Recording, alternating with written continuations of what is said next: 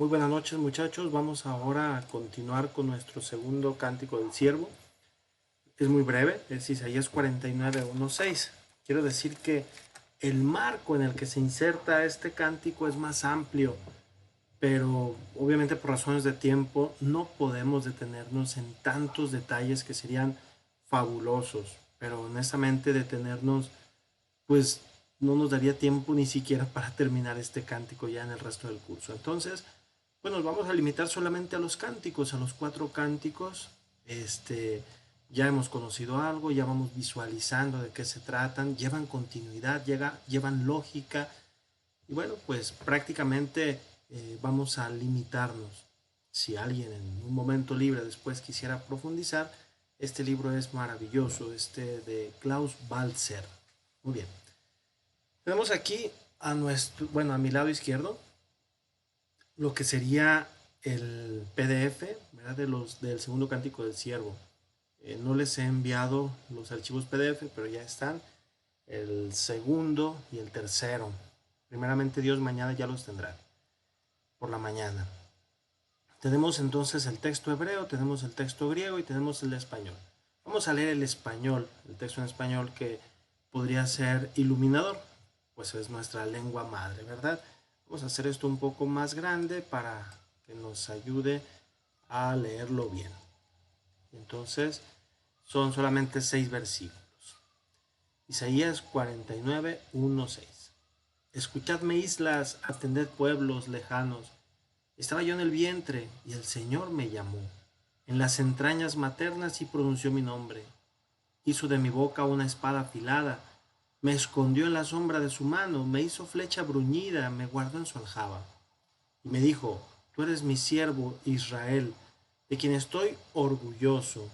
Mientras yo pensaba, en vano me he cansado, en viento y en nada he gastado mis fuerzas, en realidad mi derecho lo defendía el Señor, mi salario lo tenía mi Dios. Y ahora habla el Señor, que ya en el vientre me formó siervo suyo, para que le trajese a Jacob, para que le reuniese a Israel, tanto me honró el Señor, y mi Dios fue mi fuerza. Es poco que seas mi siervo y restablezcas las tribus de Jacob y conviertas a los supervivientes de Israel. Te hago luz de las naciones para que mi salvación alcance hasta el confín de la tierra. Y nada más, hay algunos elementos que me dan ganas de ahorita mencionar, pero no lo voy a hacer. Solamente recordar el final del primer cántico. Recordarán ustedes que introducía al siervo, ¿verdad? Ya lo presentaba porque iba precisamente a las islas y a las costas, los pueblos lejanos. Y también el siervo era constituido o había sido constituido dos cosas. Primero, como aquel por medio del cual se va a realizar la alianza con el pueblo y también como luz de las naciones. Y entonces aquí se pone precisamente, te hago luz de las naciones, restablezcas las tribus, pues esta es la alianza, ¿verdad? Entonces, este versículo 6 evoca pues este primer cántico del siervo que ya conocemos, que ya estudiamos el día de ayer. Bueno, este es nuestro texto, ahí lo tenemos, si a alguien le sirve, perfectamente puede imprimirlo, guardarlo, lo que sea. Si a alguien igual no le sirve, bueno, pues puede tomar su Biblia de manera normal. Muy bien, ya no lo vamos a necesitar, lo cerramos. Aquí, bueno, esto no lo ocupamos tampoco. Y volvemos a nuestro texto, ¿verdad? Que es precisamente este libro de Klaus Balzer, 49:1-6. Es la cita que vamos a estudiar. Ya lo leímos. Acá está, perdón. Aquí está el texto. Y vamos, pues, ahora sí, directamente al estudio, ¿verdad? De este texto. Primero, con el versículo 1 aparece una nueva escena. Las islas y las naciones de lejos son mencionadas o eh, como pues han sido dirigidas. Ya se presenta aquí cuáles son los destinatarios y probablemente otra vez aparecen en la forma de sus representaciones, ¿verdad? No es que sea claro, porque no se dice vas a ir a Grecia o vas a ir a Arabia, no, sino una representación. El siervo es todavía es más bien no es todavía, es apenas el nuevo que habla.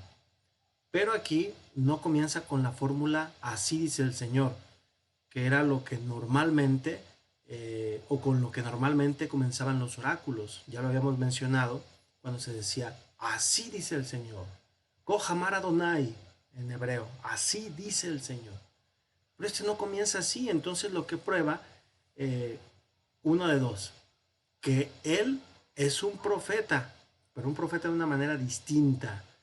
Este, porque esta expresión, así dice el Señor, sería la fórmula, ¿cómo se puede decir? Garantizada para decir que es un profeta. Entonces no hay indicaciones de que el lugar haya cambiado, simplemente puede ser el mismo lugar, ya lo hemos dicho, Jerusalén. Los versículos pueden ser divididos de la siguiente forma según nuestro autor. El mandato hacia los pueblos extranjeros para escuchar es seguido de 1b4. Primero sería solamente 1a. Para quien todavía no recuerde cómo se dividen los versículos, cuando son muy largos se pueden dividir en A, B y C. Significa esto que el versículo muy largo pues lo dividimos incluso en dos o hasta en tres partes. Yo honestamente no recuerdo de algún versículo que se haya dividido en cuatro partes, pero en tres sí. Entonces, cuando son versículos de regular tamaño se dividen en dos, A y B. Entonces, este versículo está dividido en dos o subdividido en dos. 1A, que sería lo que él considera la primera parte, y la segunda, 1B4. Que esta reflexión sería una reflexión sobre el pasado. Esto es mostrado, pues, ¿verdad?, por el tiempo perfecto de los verbos que se encuentran en 1b. Él me ha llamado. Él me ha, ¿cómo se dice?, pensado por mi nombre. Ha conocido mi nombre, ha pensado mi nombre. Después del versículo 2, la narrativa cambia a un vav consecutivo. Esto es más sintáctico, pero lo vamos a explicar. El vav consecutivo normalmente, bueno, la vav es una i, simplemente una conjunción i en español, pero normalmente se utiliza cuando se va a narrar alguna historia. Entonces por eso continúa, y él me ha hecho mi boca, y él me ha hecho, o sea, me ha hecho a mí. Entonces, como para resaltar, como para enfatizar esta narración, utiliza este estilo narrativo, que lo podemos llamar vav consecutivo. Bueno, en cada caso entonces se expanden a través de formas de perfecto. El perfecto es el pasado, ¿verdad? De la misma manera que él ha dicho, él me ha dicho, eso está en el versículo 3. La respuesta entonces son dadas en el versículo 4, también en tiempo perfecto, es decir, en tiempo pasado. ¿Por qué en tiempo pasado? Pues para decir que la promesa que Dios le hizo, que la vocación que Dios le dio, ya ahora tiene su cumplimiento, ahora se está ejecutando, pero no se la está dando Dios apenas en ese momento, sino que ya se la dio con anterioridad. La segunda unidad es introducida entonces por pero ahora, que sería beata. Esto se llama marcador temporal, porque está diciendo ahora. Entonces para el lector va a decir, caray, es mi ahora, es decir, es en este momento. Como cuando nosotros leemos el Evangelio y dice, y esta versión de que Jesús no resucitó, sino de que se robaron el cuerpo los discípulos, fue dicha o fue contada por los soldados y muchos lo creyeron hasta el día de hoy. ¿Esto para qué? Para que quien está leyendo diga, ay caray, hasta el día de hoy. O sea, es un marcador temporal. Muy bien, entonces en esta segunda unidad pues se introduce este marcador para decir, pero ahora el Señor ha dicho, con el ahora está rompiendo lo que ya pasó para decir, ahora es lo que va a hacer el Señor. Y entonces cambia el tiempo, ¿verdad? Evidentemente que este cambio es claro.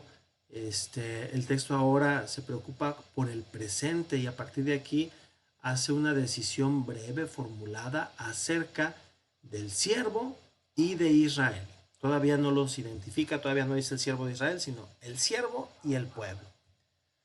Versículo 5b. Ay Dios, aquí estamos.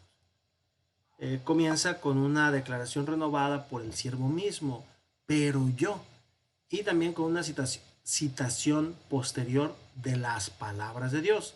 Él dijo, y viene la citación, gramaticalmente es en el verso 6, es otra vez una forma narrativa, como se advierte pues por el contenido. El versículo 6b otra vez señala, pero ahora el futuro, con una nueva tarea dada precisamente al siervo. Al mismo tiempo, la mención de las naciones establece la conexión con el versículo 1. Ya recordamos 1a, cuando habla pues de que va a ir a las islas, a estas naciones extranjeras. Entonces, la parte central desarrollada por el siervo difiere en cada una de las unidades de este segundo cántico. Es notable que en cada una de ellas el nombre Israel es también mencionado. En los versículos 3, 5 y 6. El destino entonces del siervo y el destino de Israel están conectados. Eso es lo interesante. No es que el siervo vaya por una parte y el pueblo por otra, no, sino que están conectados. Todo, aquí la expresión es all in all, ¿verdad? O sea, todo en toda la estructura, ¿verdad? O sea, no solamente en el siervo, no solamente en el pueblo, sino en ambos. Y en esa estructura precisamente todo es construido, pero de una manera verdaderamente magistral, artística, incluso hasta en los detalles. Esto hace entonces fácil, ¿cómo se dice?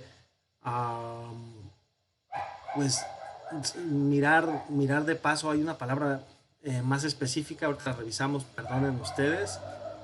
Ay Dios.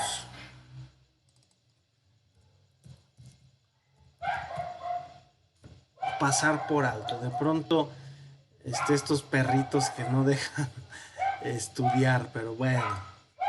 Entonces, esto hace más fácil pasar por alto, pues dar los caracteres que están encriptados del texto. Por caracteres o el carácter, no hay que pensar únicamente en una letra, en una palabra, no, sino en un personaje. Entonces, el personaje encriptado, el personaje escondido, no nos lo muestra. Entonces, cuando está hablando de estos detalles, pues nos hace perdernos y olvidarnos de que ese personaje pudiera ser Moisés. Ya lo habíamos dicho. Para resolver el enigma es Moisés, ¿verdad? Bueno, entonces las divisiones mismas ofrecen pues la importancia de los verbos que tiene cuando se está hablando. Aparte de que el siervo es el que habla de todo, o principalmente en cada caso él cita qué le ha dicho el Señor y qué él mismo ha dicho o dice en presente, ¿verdad? Es un acercamiento a un diálogo falso. Atención, no es que sea falso en su contenido, sino falso en su hechura. Es decir, un diálogo artificial, ¿verdad? Porque se va a hablar, efectivamente. Entonces, a veces en ese tipo de diálogos, cuando se ponen en escena, pues hay que afinar ciertas cosas para que sean elegantes. Y no necesariamente la gente habla así en la calle, o no necesariamente la gente se expresa así, pero ya cuando se pone en escena, bueno, pues esto cambia drásticamente. Ya lo anuncié esto, bueno, es lo que dice aquí, ¿verdad? Aquí entonces nosotros podemos preguntar si esto es porque se trata de un diálogo dramático, de una forma dramática, del drama, de la puesta en escena, que no ha sido totalmente desarrollada, o si más bien se hace por razones teológicas, evitando un diálogo real entre Dios y un ser humano en este punto. Aquí podríamos decir que se trata precisamente de la primera parte, de que es un drama, una forma dramática, y por eso se oculta el nombre de Moisés. No pienso yo que sea una cuestión teológica, porque todas las indicaciones, todas las acciones que está presentando son para identificar a Moisés. Entonces, no creo que ese sea el punto, pero bueno, lo vamos a dejar así. Aquí algunas opiniones de Doom. Esto pues no es una cuestión así tan importante, ¿verdad? Solamente recordar que él considera pues esto parte de una biografía ideal. Con eso basta, este párrafo, ¿verdad? Muy bien, ahora versículos del 1 al 4 dice, ahora ya va cambiando ya no solo a Israel, sino ahora a las naciones extranjeras con las cuales el siervo, ¿verdad? Pues aclama al Señor, lo presenta, ¿verdad? En su soberanía, alcanza pues esta soberanía a todos los confines de la tierra. Y aquí llama la atención la palabra hebrea Ijim, Ijim que es el término para las islas y costas, pero del Mediterráneo, ¿verdad? Entonces, probablemente, efectivamente nos estamos refiriendo a Grecia, efectivamente, ¿verdad? Todo este archipiélago. Bueno, eso significa entonces que, bueno, aquí ya está adelantado, que estamos en un mundo de habla griega particularmente. El contenido de lo siguiente entonces se aclara cuando dice las islas y las naciones o las islas y los pueblos. Se supone pues, ¿verdad?, que los que van a escuchar tienen una afilada atención al mensaje acerca de lo nuevo, del rol cambiado de Israel y del siervo. Pues sí, pues ahora ya no solo es Israel, sino que ahora van a decir, bueno, ¿y por qué me están anunciando esto a mí? Pues seguramente me interesa, ¿verdad? Entonces, aquí aparece un autor, Shotroff, que mantiene en su referencia a este pasaje que el mandato no indica el inicio de una asamblea judicial, ¿verdad? O una corte precisamente para juzgar, sino que es una fórmula de introducción de un discurso didáctico, lo cual amplía, estira, ensancha el carácter de paz de la escena. Es decir, no se trata para nada de llegar a las islas a pelear, sino todo lo contrario, más bien llega en un carácter pacífico. Esta escena sería efectivamente la presentación de un siervo que va hasta allá para llevar la experiencia de Dios. Acuérdense, ya lo vamos a ver después, esta expresión luz para las naciones. Entonces, el siervo comienza su discurso señalando su legitimación, presentándose, mostrando sus credenciales, ¿verdad? Él ha sido llamado por el Señor desde el vientre de su madre. Esto es sorprendente que él lo ponga desde el vientre de la madre, porque tendría que ser muy extendido en el texto, 2 veces aquí en paralelismo y una tercera en el verso 5. Esto sin mencionar, o más bien no hay mención al Padre. Esta parte es bastante interesante y miren, de aquí nos vamos a explicar todo esto de una manera muy sencilla. En el ambiente griego se tenía la idea de que quien no tenía padre, así tal cual, no era un bastardo, claro que no, pero quien no tenía padre o de quien no se conocía a su padre, pero era una especie de héroe, un hombre valiente y todo esto, pues era hijo de Dios. Y entonces tenía ese poder divino. Y ahorita voy a probar un caso de que estoy diciendo la verdad. También por otra parte, el hecho de que Moisés no tenga padre, no se ha mencionado, sino solamente su mamá, su hermana, su hermano, es también significativo como para hablar de un origen divino de Moisés. ¿Qué caso quisiera yo mencionar en la mitología griega? El caso de Alejandro Magno. Recordamos que su padre pues es asesinado y entonces Alejandro muy joven emprende una conquista tremenda y ya cuando llega a África llega a un famoso oráculo, el oráculo de, no es Delfos, ahorita se me fue el nombre de este oráculo, ay Dios mío, pero es precisamente en África cuando llega a consultar este gran oráculo. Bueno, vamos ahorita a salir de dudas, Perdonen ustedes, esta no la tenía aquí preparada. Pero vamos a poner a Alejandro Magno y el oráculo de... Ahorita nos va a aparecer es Siwa, el oráculo de Siwa. Pues sí, ¿verdad?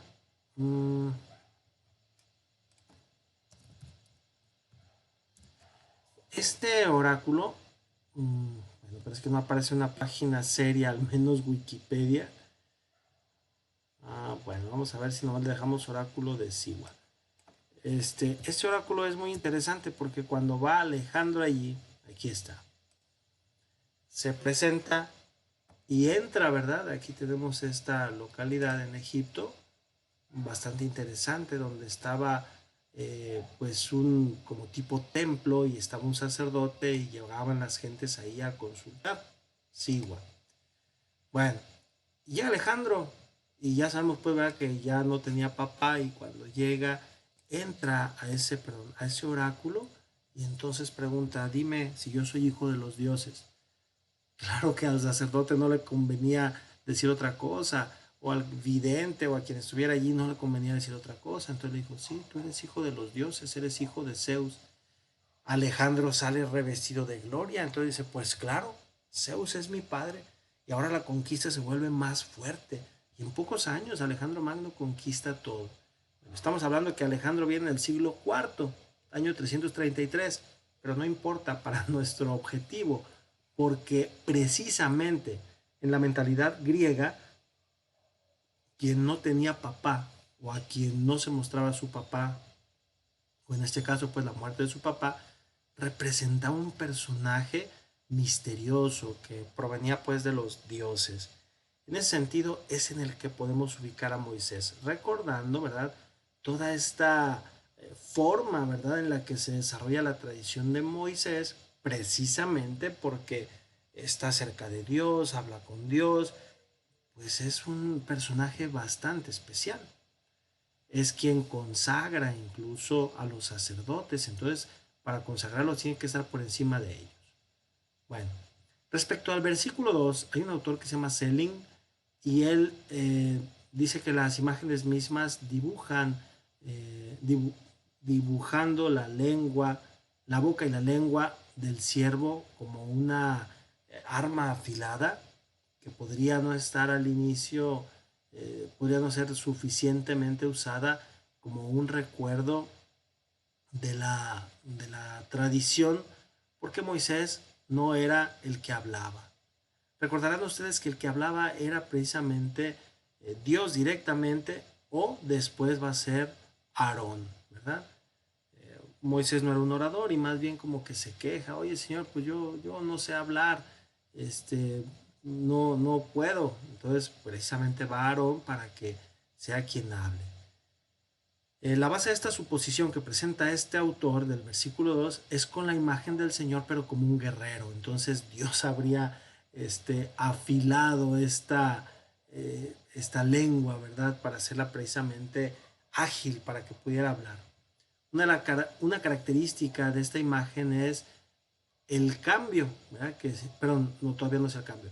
Es la espada afilada con la cual ya se ha quedado en su mano, lista para desenvainarse, ¿verdad? Uno pudiera hablar en hebreo acerca de la boca de espada o de la espada que se come el enemigo, ¿verdad? Pues sí, la muerte del enemigo que sería como la boca de la espada, pues una muerte bastante trágica.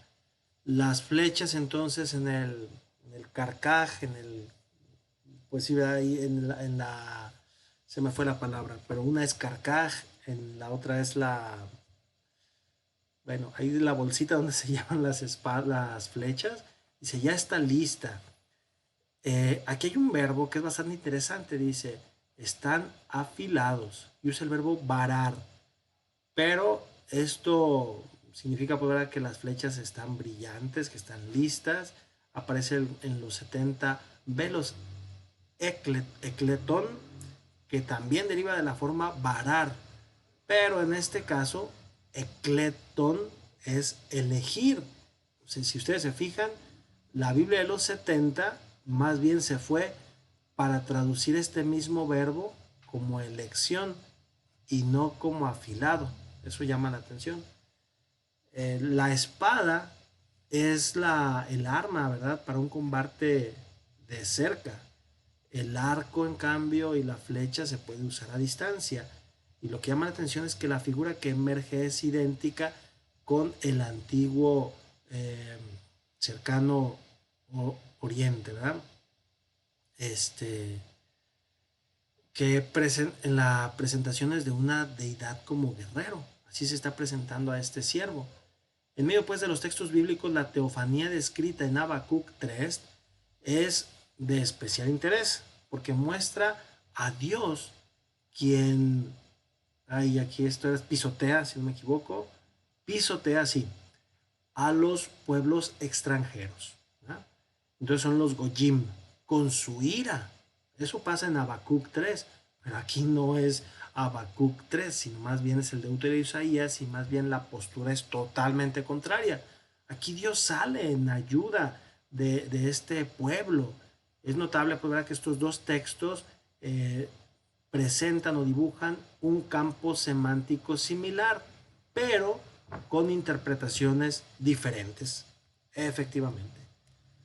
Bueno, aquí en Habacuc sería muy interesante detenernos explicando las palabras, ¿verdad?, de Habacuc, pero no creo que sea ahorita indispensable. Solamente mencionar que efectivamente el vocabulario es el mismo, pero en Isaías, bueno, una de las palabras más importantes es esconder, el verbo jabá. En Isaías tienen otro sentido.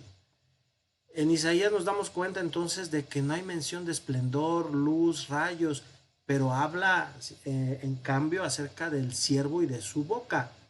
Esta es una glorificación aquí también, pero de acuerdo al verso 3, a través de ti, el siervo de Israel, yo seré glorificado.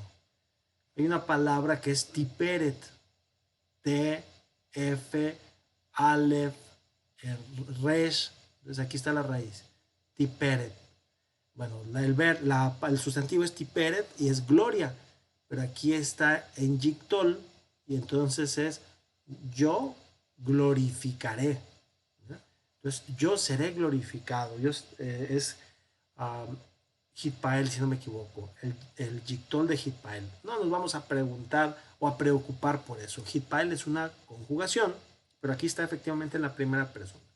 Es una acción recíproca, entonces yo seré glorificado. Es entonces solo en el verso 5 que se habla entonces de poder, fuerza, y aquí está representado por la palabra utzi, por primera vez, mientras que luz y ayuda son mencionadas, pero hasta el versículo 6. El versículo 6 como un complemento, como un encuadre para encerrar de qué se trata todo esto. En Deuteronomio 32, 39, 43, el canto de Moisés se usa un lenguaje similar de guerra, como en Habacuc 3. La espada y la rabia la flecha y la rabia de la espada. Ninguno puede librarse de mi mano. Y aquí está. Ve'en me yadí, de mi mano, y nadie de mi mano matzil, se puede librar.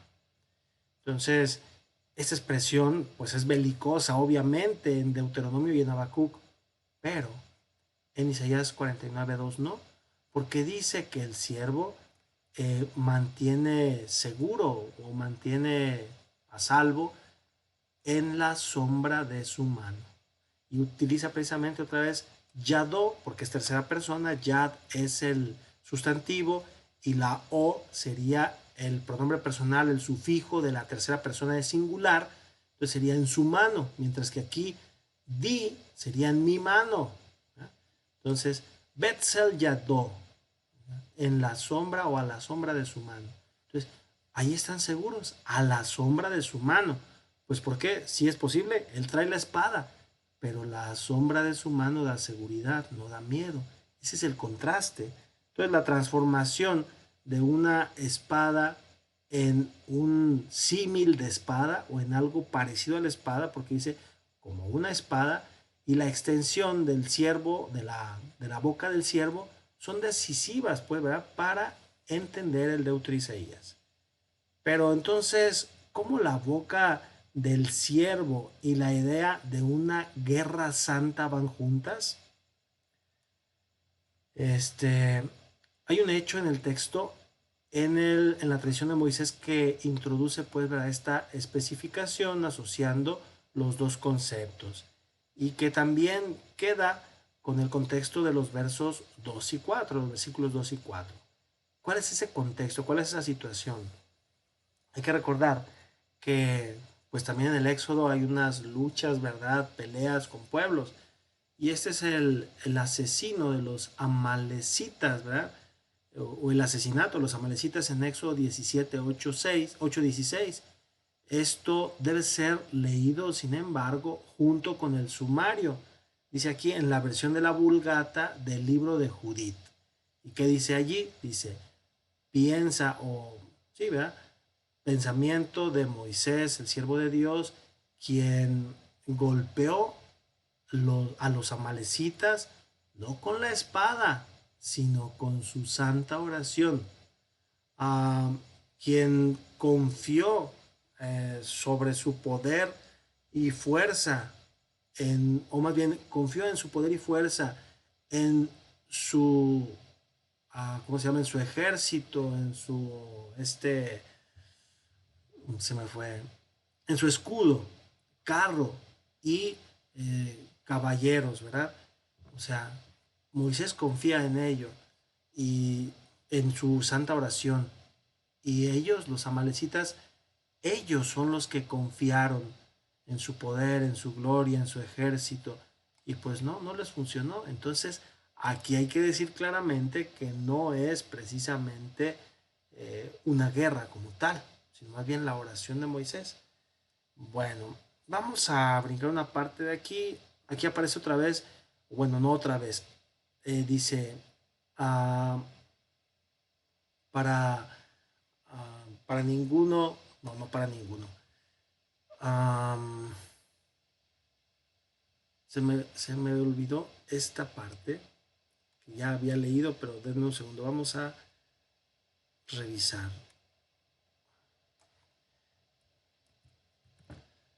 Ay, Dios mío. Bueno, quizá alguien, perdonen ustedes. Ya de pronto es el cansancio, ¿verdad? Pero bueno, alguien que está familiarizado con el trabajo de Moisés, soporte, Moisés soporta pues en la batalla con los amalecitas, puede entender entonces el reclamo que se hace aquí en el verso 4. Dice que esto fue todo para nada. Es decir, ¿de qué se trata esto? Moisés reza, Moisés eleva las manos, recuerdan en esa guerra, Moisés se esfuerza por el pueblo, Moisés lucha, Moisés hace todo, y es para nada, porque tristemente el pueblo, aún venciendo al enemigo, vuelve otra vez a la apostasía, al pecado. Entonces, desde el punto de vista de Moisés, este trabajo es completamente vano.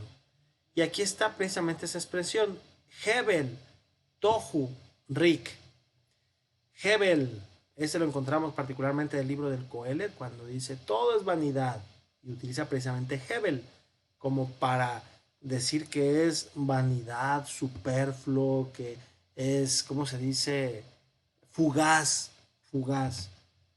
¿Quién, a qué nombre le suena? Pues a un individuo fue, que sería el cuarto ser humano en la tierra, ¿verdad?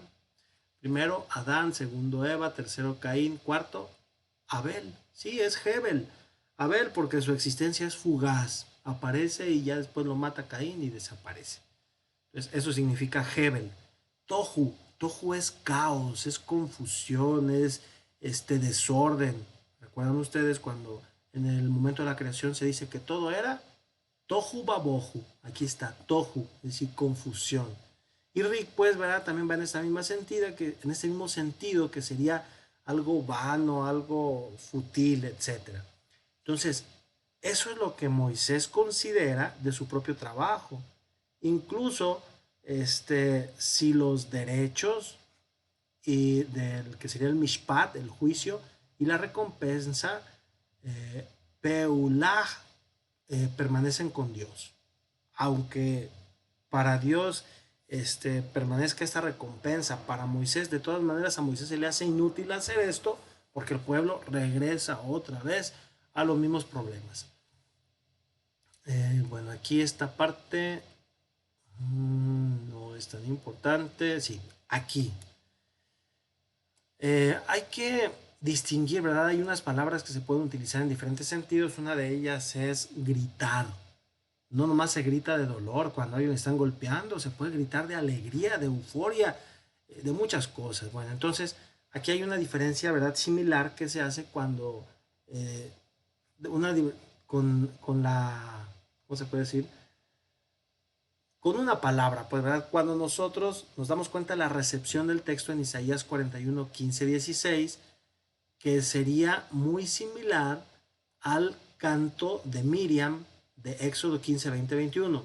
Recordar que Miriam es también esta señora María, a esa que le dio lepra por burlarse de Moisés, y es la hermana de Moisés, efectivamente. Aparece entonces un verbo que es gil, o podría ser gayal, sí, gayal, que sería llorar, pero de una manera estática, o incluso hasta gritar, ¿verdad? Aclamar, gritar de gloria, de alegría, de emoción, ¿verdad? Va en esa línea. Y probablemente sería una citación de la canción de María, ¿verdad? Pero en el Deutero Isaías aparece otra vez este verbo, esta palabra, que tiene un sentido desfavorable. No es feliz ese grito. Entonces aparece Isaías 41, 15, 16, que también es un oráculo ambiguo, una solución militar que, al menos para el Deutero Isaías, es en vano. Vamos a leer 41, 15, 16 para no perdernos. Entonces tenemos Isaías 41, 15. Tenemos, mira, te convierto en trillo aguzado, nuevo, dentado, trillarás los montes y los triturarás, convertirás en paja las colinas. Eso es lo que va a hacer. Ahí está la guerra, ¿verdad? Bueno, aquí en estos, ¿alguna palabra que quiera resaltar? No, a lo mejor está en el 16. Los aventarás y el viento los arrebatará, el vendaval los dispersará y tú te alegrarás con el Señor. Y aquí tenemos, tú te alegrarás, ¿verdad? Si se fijan, aquí está el verbo que es G-Yod-L, Gayal. Pero entonces este grito de gloria es muy extraño aquí en esta cita, porque dice, tú te alegrarás o gritarás de gozo con el Señor, te gloriarás en el Santo de Israel. Y aquí está otra vez, Tit Halel, halal, perdón, Tit Halal. ¿A qué le suena el verbo halal? Halal es alabar. Entonces, halal, acuérdense como decimos antes del Evangelio, Halelú, es decir, alaben ¿a quién? A Dios. Y para no pronunciar el nombre de Dios se dice solamente la primera sílaba, Aleluya.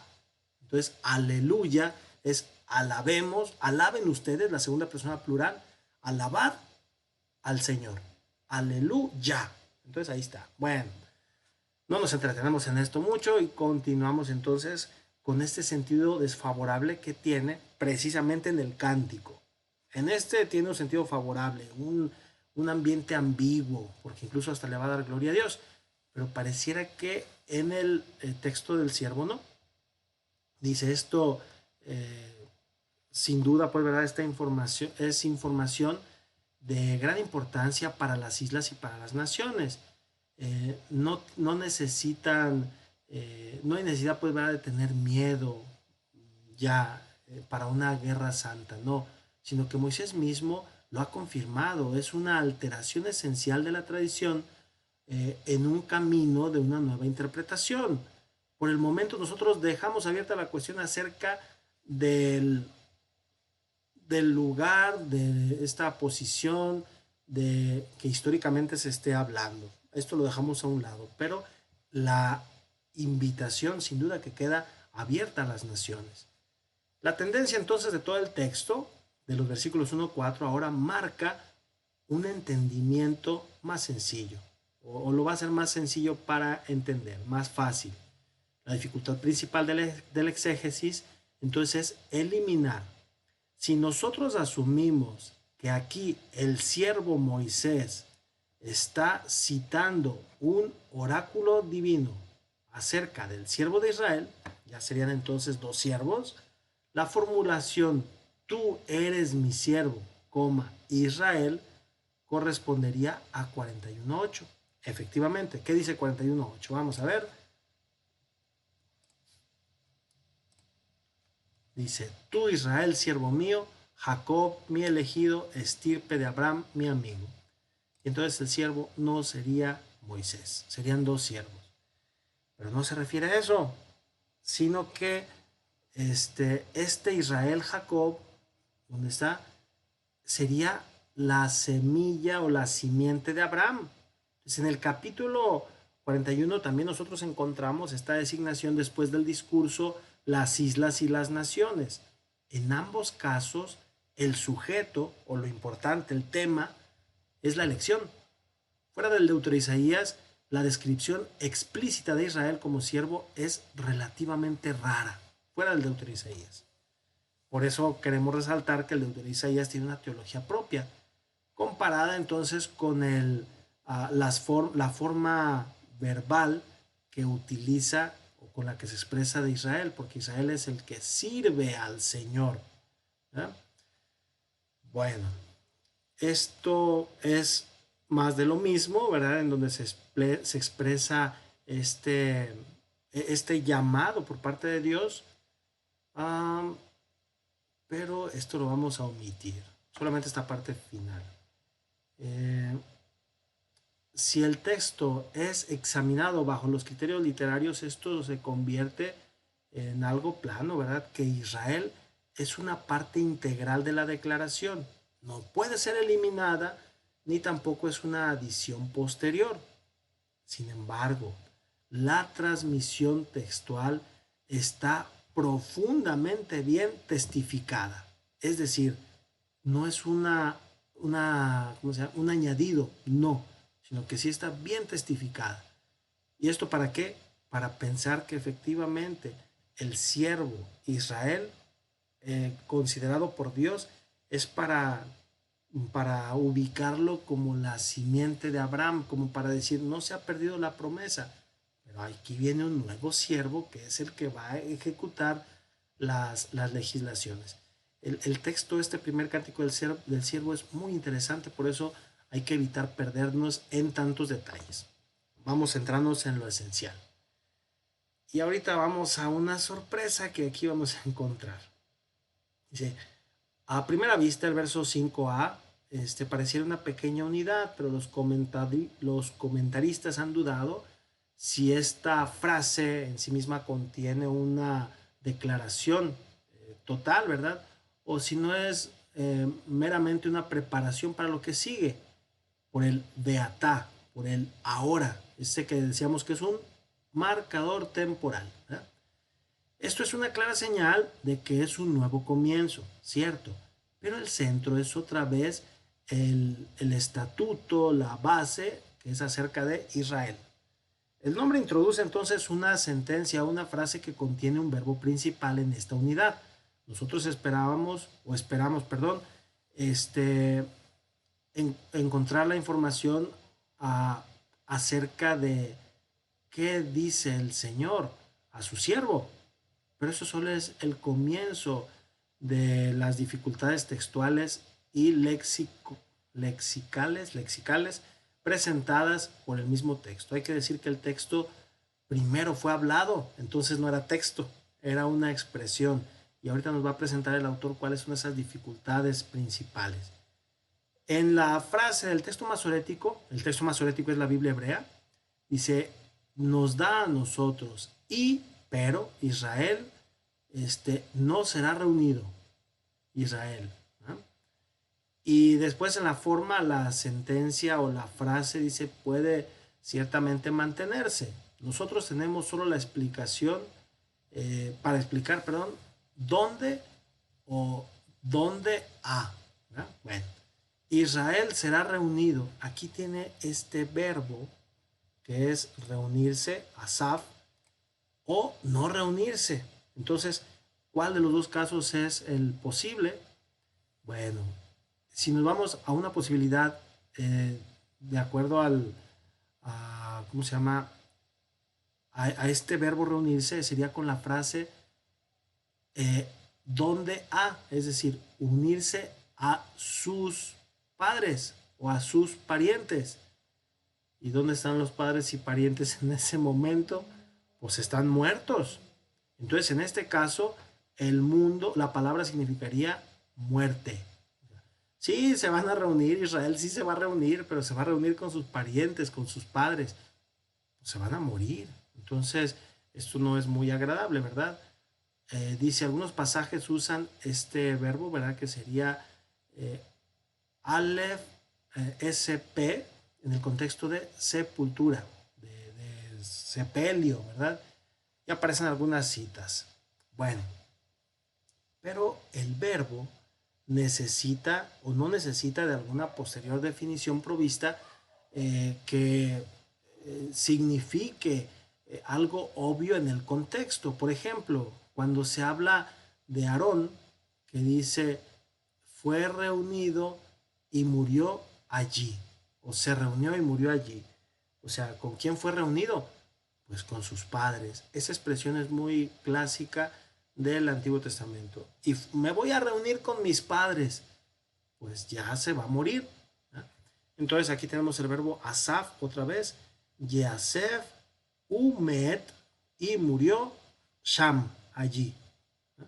Y se reunió. Pero no dice con quién se reunió. Así está Números 20-26 simplemente. Dice, pero en el Deutero Isaías el texto, la acción del texto, perdón, toma lugar en el inframundo. ¿Ya? Como podemos entender, bajo muchas presupuestos, diferentes. Entonces, ahí también esto sería algo superfluo para indicar un lugar para reunirse. Como que no es un buen lugar reunirse en el inframundo, en el infierno, en la muerte. No, no es un buen lugar. Bueno, entonces el significado es más bien no reunirse, es decir, que no va a desaparecer en el inframundo, como otros pueblos, por ejemplo Babilonia. Esto es claro, Babilonia pereció, Babilonia se destruyó, se acabó ese gran imperio. Y entonces no sería muy agradable decirle a Israel, bueno, pues tú también te vas a reunir con tus padres. No. Entonces por eso este verbo pudiera más bien tener algunos matices. Otra vez nosotros nos preguntamos esto, ¿verdad? ¿Qué tiene que ver con Moisés? Una pista puede ser dada, muy oscura, en una historia oscura, que pues aparece como algo grave, ¿verdad? Ahí entre Moisés, que es la rebelión y la caída de los coraitas, en Números 16-17. Es una historia bastante terrible, ¿verdad? Por aquí este señor, Corá, resulta que se les dio una indicación, si no me equivoco, era doblar, hacerle como una bastilla al manto, y él no quiso, y su familia tampoco. Y entonces se abre la tierra y se los traga, y perecen todos ellos en medio de la asamblea. Y aquí está la expresión asamblea, cajal, jacajal. Acuérdense que cajal es precisamente el término hebreo para eclesía, que es el término griego de iglesia. ¿No? Entonces, ahí en medio de todos. Entonces, aunque el verbo aparece, ¿no? Dice reunirse juntos, porque se reunió Corá y todos ellos, en este sentido, Asaf dice, pues se reúnen, pero para perderse, para morir. Dice, Corá y su pueblo son arrastrados al inframundo. pero no Israel. Entonces, esta historia de Moisés pudiera ser como un eco para decirle al pueblo, a ver, tranquilos, pereció Babilonia. Bueno, si desde atrás nos vamos, pereció Egipto, pereció Asiria, pereció Babilonia. Y ustedes aquí siguen. Es decir, van a perecer todos, pero no Israel.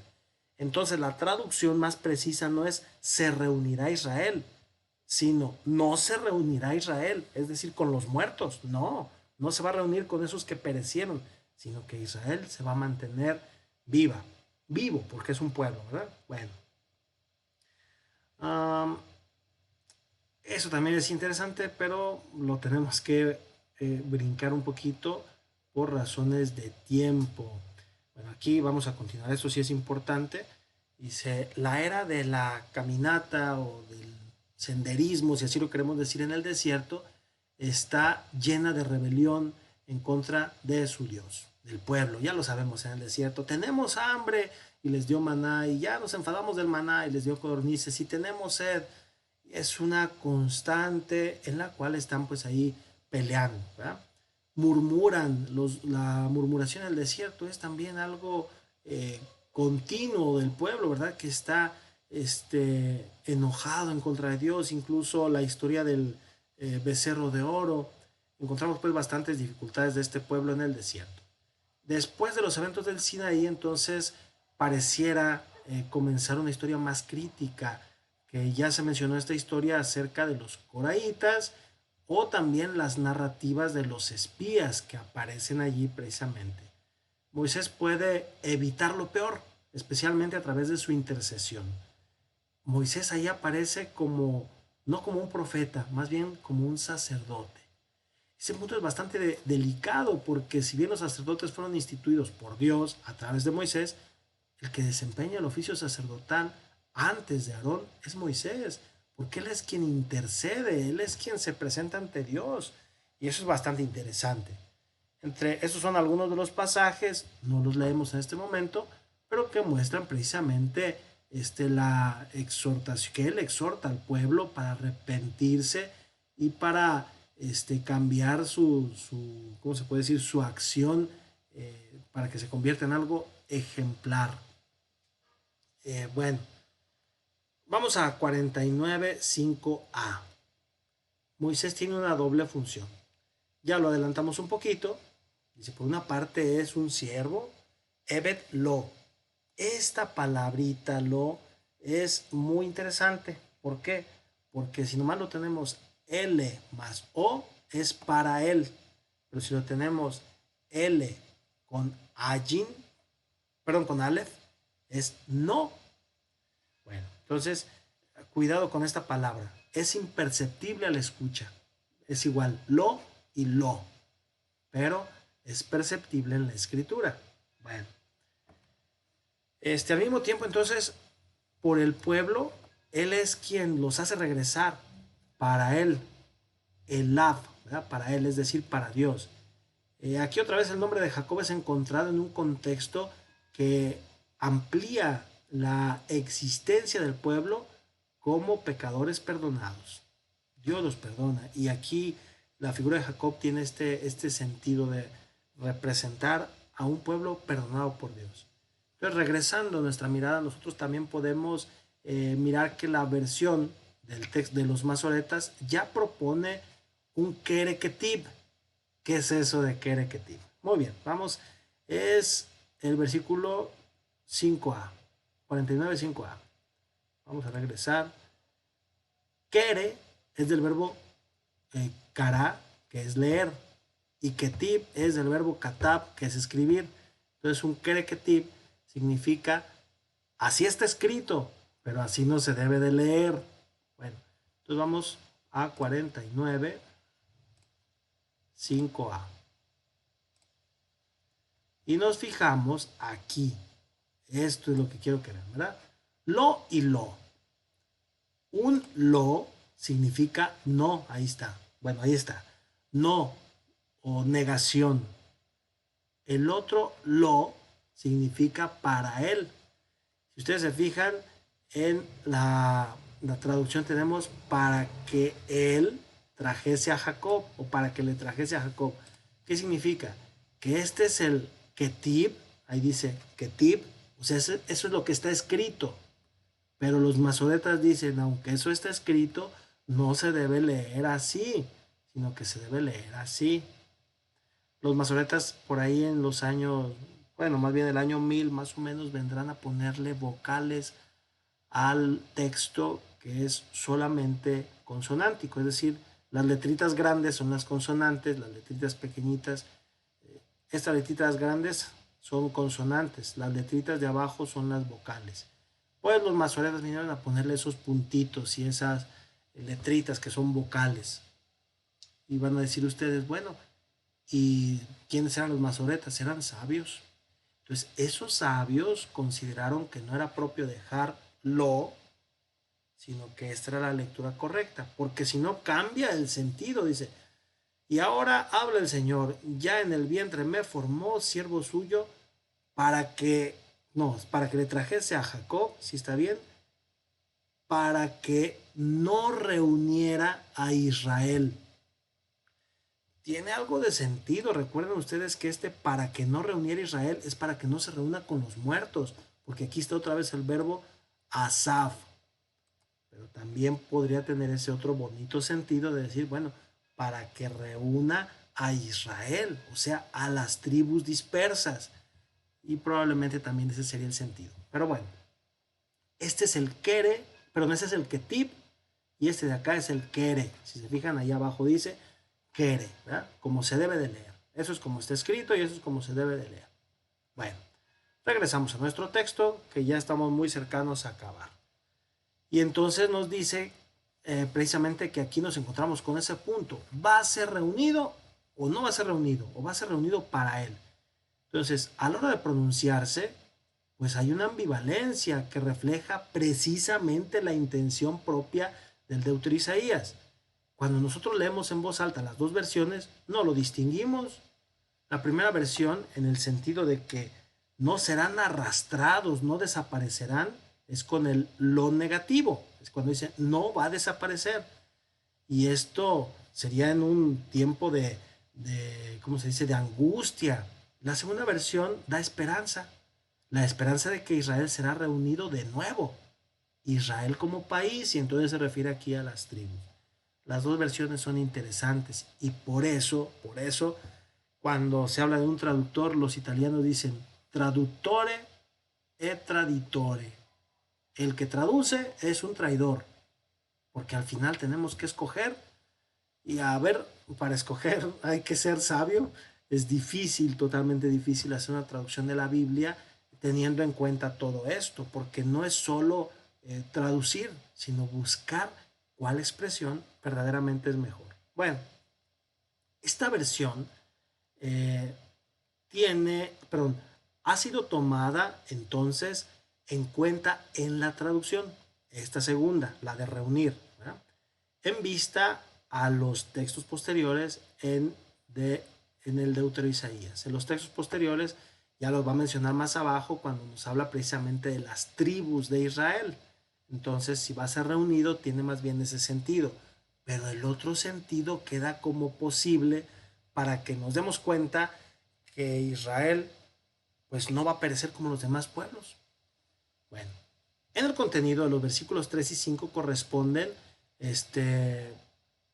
a todo o como todo puede dar, en ambos versos al siervo de Dios, sí, a lo que hace una declaración acerca de Israel apoyada por la autoridad divina. El versículo 3 se refiere al pasado, al pasado, a los inicios de Israel. Entonces es cuando dice, y él dijo a mí, tú eres mi siervo Israel. El versículo 5a se refiere más bien al presente y al futuro. Pero ahora, recuerden ese beatá, pero ahora el Señor ha dicho, Israel, para él, ¿verdad? Ha dicho para él el Señor, Israel, el pueblo, o ese, será reunido, o se reunirá, o será reunido. Las dos posibilidades caben. Entonces es a él o sea, el Señor se dijo a él o para él. Quedan las dos posibilidades. Esto se deja abierto porque el significado es Dios mismo, entonces no pasa nada. Su presencia en Jerusalén, si es a él, significa que el Señor ahí está viviendo en Jerusalén y que el pueblo se va a congregar en Jerusalén. Perdón, si es para él o a él. Uh, sí, si es a él, es que el Señor está en Jerusalén y el pueblo se va a reunir a él. Pero si es para él, es que el Señor dijo para sus adentros, ¿verdad? Entonces esa es la cuestión. Lo más probable es que la presencia del Señor esté en Jerusalén. Hay que recordar que la presencia de Dios, la gloria del Señor abandona el templo en Ezequiel, precisamente cuando se destruye el templo. Y ya recordamos que dice el libro de Ezequiel, no me acuerdo si es el capítulo 3, si no es después del platillo volador, que es el capítulo 1, va a ser después de la vocación de Ezequiel, que es el capítulo 2, entonces tiene que ser entre el 2 y el 3, cuando dice que la gloria del Señor abandonó el templo y se fue, allá con los deportados, a Babilonia. Bueno, entonces queda el templo vacío, ya sin Dios. Pero aquí nos está hablando de la presencia de Dios en Jerusalén, o sea, los va a reunir allí. Bueno, los va a reunir allí. ¿A qué nos suena eso? Muy evangélico, cuando Jesús dice, Jerusalén, que los voy a reunir aquí en Jerusalén como una gallina a sus pollitos. Bastante interesante porque la ciudad misma de Jerusalén tiene ese sentido de acogida de todos los pueblos. Bueno, un breve paréntesis. Cuando visiten Jerusalén se van a dar cuenta de que en Jerusalén nadie se siente extranjero. Se siente, quien llega a visitar Jerusalén, se siente heredero de una promesa. Se siente algo verdaderamente distinto de cualquier otra nación, de cualquier otro pueblo, porque ni siquiera hablan español y uno siente como que eso es de uno, como que le pertenece, como que es parte de su historia. Y efectivamente lo es, porque Jerusalén tiene ese poder de convocación, de decir, aquí es donde está la presencia de Dios y aquí es donde Dios quiere reunirnos. Es algo maravilloso. Bueno, y también es una invitación a visitar Jerusalén. Ojalá y que al menos una vez en la vida podamos hacerlo. Bueno, entonces su presencia en Jerusalén, la presencia de Dios, o Moisés y su ley, ¿verdad? La Torá. Esto pudiera ser otra posibilidad. Las diferentes perspectivas teológicas podrían estar envueltas aquí, en cada caso. El versículo 5b entonces comienza con una doble frase referida a la biografía del siervo, mientras que el versículo 1 y el versículo 5 hablan acerca de su legitimación a través de su nacimiento, desde el seno de mi madre, desde allí, ¿verdad? ¿Desde cuándo podría llamar el Señor a Moisés? Pues desde después. Decir, bueno, el Señor me llamó cuando tenía 5 años, 7, 10. Hay que recordar que a muchos de los profetas los llama jóvenes, por ejemplo a Samuel, a algunos otros. Pero ¿qué argumento se tiene para decir, o más bien, qué argumento sería más poderoso? Decir, me llamó a los 5 años, me llamó a los 7 años, o decir, me llamó desde el seno de mi madre. Bueno, pues la respuesta es más que obvia. Cuando está diciendo desde el seno de su madre, está poniéndolo como el único que ha sido llamado desde antes de que viniera al mundo, desde el seno de su madre. Entonces, esta perspectiva teológica tiene un sentido de honor dado por el Señor mismo a su siervo en el que confía. Una verdad del siervo, ¿verdad? Que está diciendo. Bueno, así. Este también es un punto interesante. Si es parte de la biografía de Moisés, de la que está presentando, nos damos cuenta que este tipo de idealizaciones, de ejemplificaciones, de cosas maravillosas ya existía en las biografías ideales egipcias. Algo muy cercano a nosotros. Yo se lo escuché a un padre y ahora se los transmito de la misma manera y con la misma humildad, sin hacerle o sin querer hacerle a nadie perder su fe. Decía un padre, si quieren leer la vida de los santos, léanla pero antes de que los canonicen, porque ya cuando los canonizan hacen vidas de santos, pero verdaderamente, como un poquito más exageraditas, en el buen sentido, ¿verdad? De que pues no tenían ni un defecto. Y hay un librito muy bueno que se llama Los defectos de los santos. Bastante interesante, porque habla precisamente de las dificultades que tuvieron los santos, de los problemas, de una Santa Teresa que de pronto tenía sus arranques de ira, de una Santa Teresita que parecía una niña mimada, y ahí le voy a dejar porque no se trata de criticar a los santos, pero efectivamente tenían sus defectos, tenían sus, ¿cómo decirlo?, sus limitaciones. Entonces, pues nuestro amigo Moisés con toda seguridad también las tuvo, pero este tipo de presentación que se hace de él desde el seno de su madre, pues lo pone como algo grandioso, como un elegido de Dios desde el seno de su madre, lo más alto que pueda aspirar un ser humano. Entonces, el presente texto, el que estamos leyendo del Deuteronomio Isaías, este segundo cántico, es comparable en la estructura a estas biografías egipcias.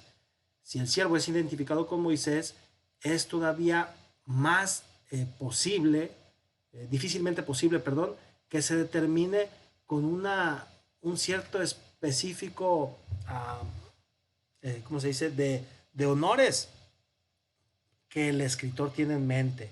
¿Por qué? Porque precisamente está como escondido esta figura de Moisés. Pero claro que sería o sigue siendo un honor aunque no lo presente. Esto podría ser que a Moisés fue permitido el acercamiento a Dios, todo por él mismo, y hablarle a Dios cara a cara. Entonces, por eso también andar mencionando a Moisés así a diestra y siniestra como lo estoy haciendo yo ahorita, pues no sería tampoco tan lícito, tan correcto, porque efectivamente Moisés llegó a un grado tan alto de intimidad con Dios como ningún otro ser humano en el Antiguo Testamento. Claro está, ¿verdad? Dice, el favor o la petición que, que es permitida o que le fue permitida es ver la gloria del Señor. Es un favor entonces que es cumplido, que es realizado cuando incluso se modifica en la forma, pertenece a su contexto. En la canción de Moisés en Éxodo 15 comienza: mi fuerza y mi canción es el Señor. Él se ha convertido o ha sido mi ayuda. Sí, Él es mi Dios.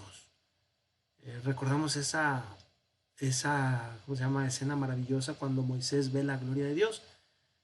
Pareciera que la gloria de Dios como que fuera un manto, porque le dice a Moisés: Señor, yo quiero ver tu gloria, ¿me lo permites? Y el Señor así como que pone varias advertencias y luego al final le dice: ándale pues, Moisés, mira, pero te vas a esconder atrás de esa piedra y te vas a tapar.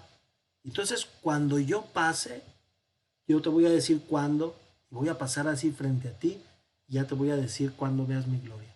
Entonces como que está ahí Moisés tapado detrás de una piedra y pasa el Señor y alcanza a Moisés a ver al Señor, a Dios, al que nadie lo veía. Y luego dice, ya Moisés, y ya Moisés alcanza ahí a ver, y dice que alcanzó a ver como el final de la gloria de Dios. Y que podría interpretarse como un manto, como una estela, como algo que va dejando Dios al caminar. O sea, tan solo de imaginarlo en el contexto judío es algo verdaderamente escandaloso. Pero después Moisés lo dice: mi fuerza y mi canción es el Señor. Él ha sido mi ayuda. Él es mi Dios. Entonces, pues esto es sorprendente, pero esa es la forma en la cual Moisés garantiza precisamente que él es amigo de Dios, que lo mira cara a cara, que él platica con él y no le pasa nada, sigue con vida. Entonces, las dos etapas en la actividad del siervo son mencionadas, son nombradas aquí en este cántico, y se hace inmediatamente claro que este progreso que esta forma progresiva, perdón, es una tarea más fácil, de más fácil a más difícil.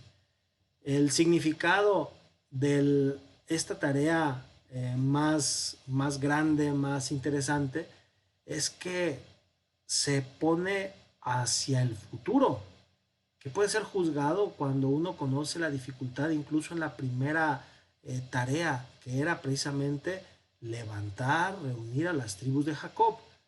Para poner esto en la boca de Moisés es hacer eminentemente una situación política, ¿verdad? Un estatuto político, perdón, una sentencia política, perdón. ¿Por qué política?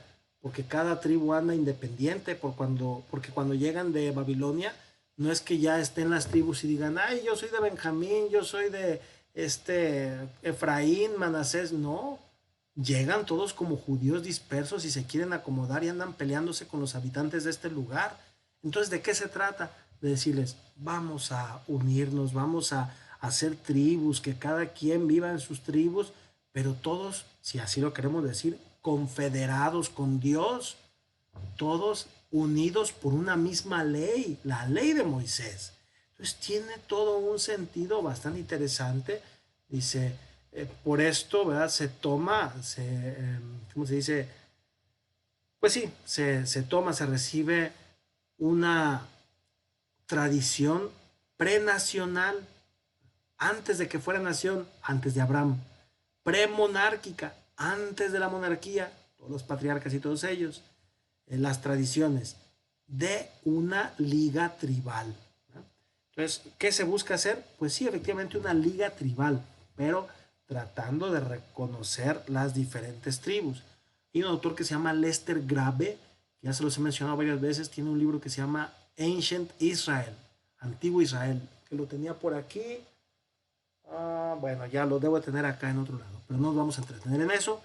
Ese autor es fenomenal porque dice, es que al regresar no estaban buscando hacer tribus, sino que ya eran una tribu, la tribu de Israel.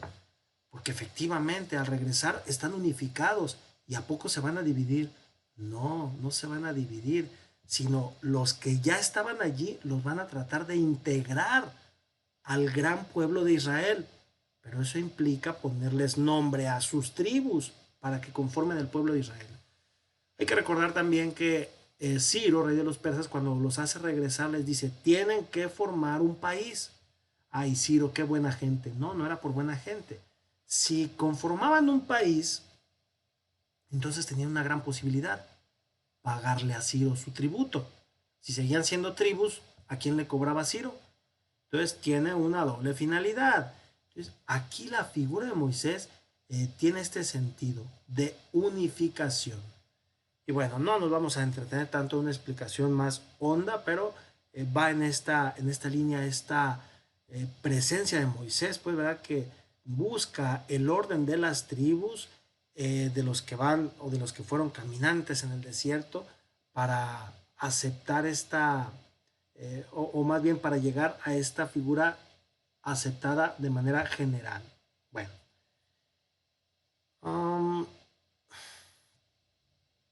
bueno, aquí la alianza del Sinaí es también un elemento interesante, sobre todo para los mandamientos, pero también no nos vamos a detener tanto. Sí, aquí está, esto sí. La palabra, aquí el autor nos jugó no una broma, bueno, sí una broma, porque nos traduce matzebot, pero matzebot es plural, y aquí está en singular, matzeba. Matzeba es tribu. Y entonces aquí las 12 tribus, efectivamente, que andan por todo Israel, las busca unificar.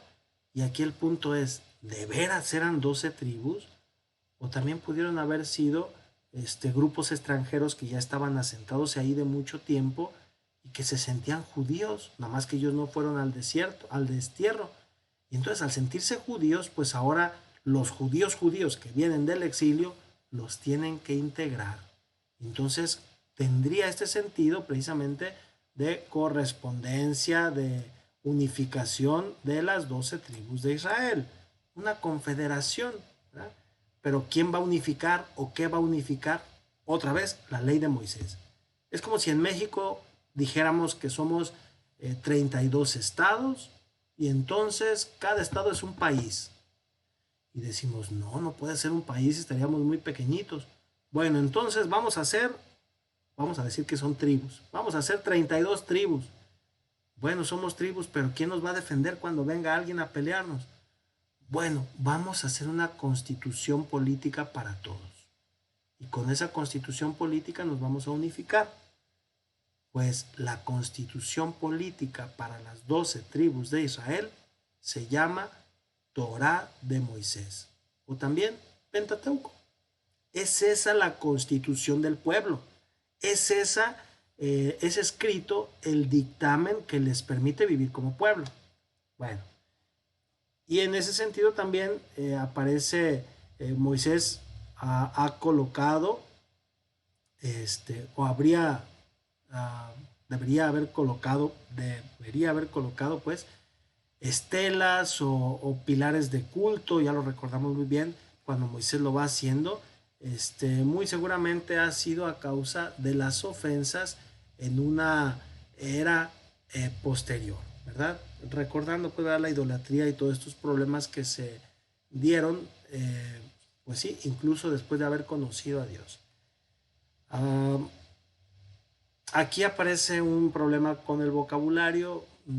Lo menciono porque es interesante, pero no es muy, muy importante. Ya estamos por acabar. Si ustedes se fijan, ya estamos en el verso 6. Bueno, ¿qué decimos de esto? Decimos primero que en la Biblia 70 se ha cambiado la palabra griega equivalente para piedras, y más bien se ha puesto, ¿verdad? Levantar las tribus de Jacob. Entonces la expresión es Le Hakim et Shebete, Shifte, perdón.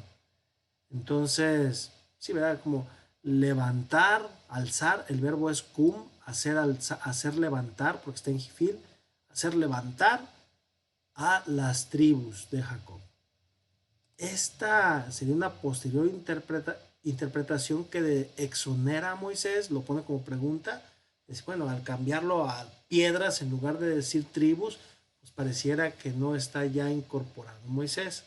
Bueno, el versículo 6 ya explica un poquito esto, porque dice que contiene una declaración acerca de Israel. Si nosotros seguimos la lectura hacia adelante, se pone en la Masora, ¿verdad? La Masora son las letritas, los comentarios que están precisamente a un lado del texto bíblico, en hebreo, ¿no? Unas letritas chiquitas.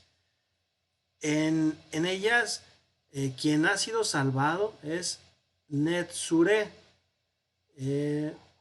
quien ha sido salvado con este verbo, ¿verdad? Netzure, quienes han regresado por el siervo, gracias al siervo.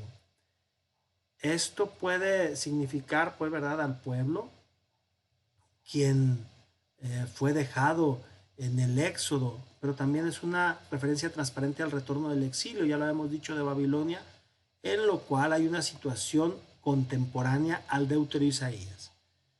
Bueno, esto ya lo conocemos, ¿no? Pero de las piedras yo quería recordar algo porque nos hablaba de unas piedras talladas. Déjenme ver si está más abajo. No, entonces no lo brincamos. Yo me lo brinqué.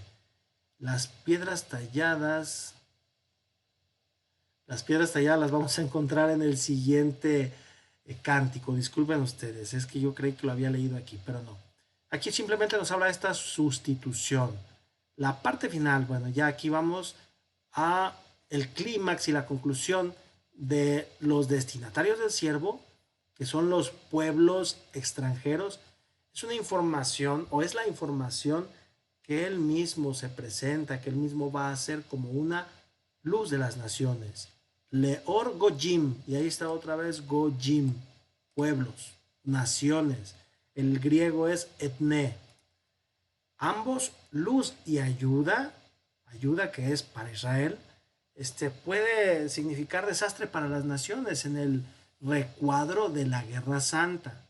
Pero no se trata de ninguna guerra santa, porque aquí las dos cosas están asociadas muy de cerca con la persona del siervo. La guerra no la va a hacer Israel. El legislador es el siervo. Entonces, ¿a qué va Israel a andar peleando a los griegos? No, ese no es el punto. Entonces, luz en la expresión más alta, dice aquí la quinta esencia, pero es la expresión más alta, más perfecta de justicia y de rectitud. ¿Y qué significa entonces también liberación, ayuda, salvación? Atención, ¿qué verbo tiene aquí? Yeshuach. ¿A qué le suena Yeshuach? A Jesús, efectivamente, porque es el verbo salvar. Yeshuach, que es salvación. Aquí tiene una G. El nombre de Jesús no tiene G final y simplemente es Yeshua. ¿Verdad? Bueno, en hebreo, Yeshua. Perdón, en hebreo es Joshua. En arameo es Yeshua. Pero es la misma raíz. El arameo y el hebreo son muy parecidos, pero no nos entretenemos en explicar cosas de esas, ¿verdad? Ya en otra ocasión con mucho gusto. Para las naciones, esta salvación para las naciones, salvación para las naciones. Pero ellos no habían hecho pacto con Dios, no habían hecho alianza. No importa, Dios también quiere ir a ellos.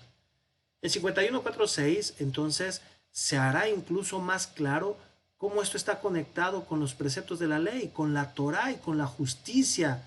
Torah, ley y mishpat, juicio o justicia. Esto en verdad no es otro que la Torah que ha sido dada a Moisés en el Sinaí, la alianza de Moisés en el Sinaí. Pero esta ahora es válida, ojo, para todo el mundo. La alianza de Moisés en el Sinaí no es solo para Israel, sino que ahora se abre para todo el mundo. Ese es el más grande mensaje y es un mensaje para el futuro. Yo solamente concluyo con esto diciendo, Dios nos ama con un amor verdaderamente grande, sorprendente, pero un amor, pudiera decir terrible, pero a lo mejor la palabra no es muy feliz, con un amor tremendo. Entonces, que Dios haya querido hacer que el siervo fuera luz para las naciones, es como decirle a los otros pueblos, ustedes no son felices, ustedes no se sienten realizados, plenos, contentos. Vamos a encender esta luz. Vean cómo Israel sí es pleno, feliz, contento con su Dios. Entonces, encender una luz para las naciones es una manera de decir, sigan esta luz, alúmbrense con esta luz, reciban la ley de Moisés, no como un documento lleno de mandamientos, sino como una relación de amor. Y lo vuelvo a decir, ya lo había dicho, pero lo vuelvo a decir, cuando Jesús decía, ustedes son mis amigos si hacen lo que yo les mando. Entonces va en este sentido. Si nosotros hacemos lo que Dios nos manda, no lo hacemos cumpliendo solamente 10 mandamientos, sino que lo hacemos por amor. Es decir, nuestro compromiso es amar a Dios, nuestra felicidad es amar a Dios y lo que viene es sentirnos amados por Dios. Con esto concluimos en este día, bueno, no en este día, en esta noche, pero falta ¿cómo se llama? El número 3, el cántico número 3. Este es el cántico número 2. Bueno, aquí entonces terminamos y que pasen muy buenas noches.